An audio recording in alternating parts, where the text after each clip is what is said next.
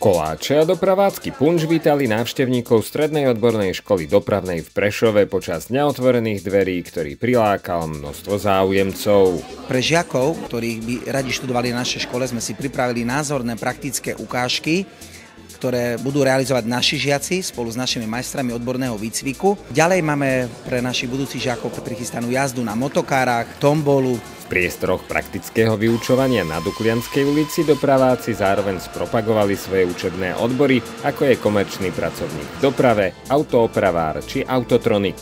Ukážem im jednotlivé panely, ako zapájajú, napríklad tu máme centrálne zamykanie alebo sťahovanie okien v aute, hej, alebo proste nejaké alarmy. Ukazujem záujemcom, ako funguje motor, čiastky a také ďalšie zaujímavosti.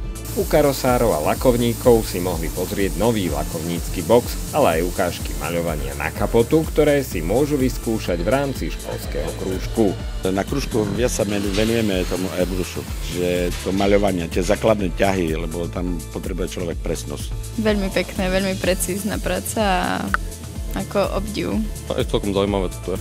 Páči sa mi tu zatiaľ. Určite uvažujeme na touto školou. Kebyže mám ísť na nejaký odbor už, tak už mám vybratý karosár alebo autotronik. Prezentovať možnosti výučby priamo v podnikoch prišli zamestnávatelia zapojení do duálneho vzdelávania.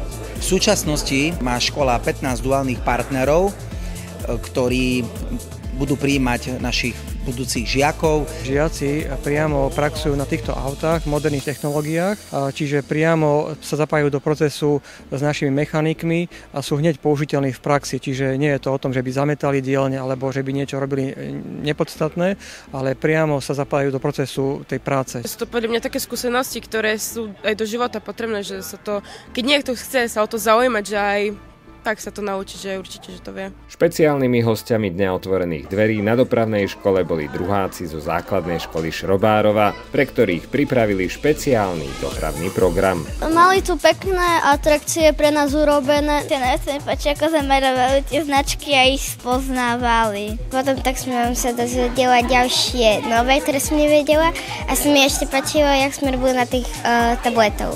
Delili sme tam rôzne autá a iné kladiaky. Bavilo mňa to a bolo to zaujímavé. V budúcnosti by som možno by chcel byť mechanik.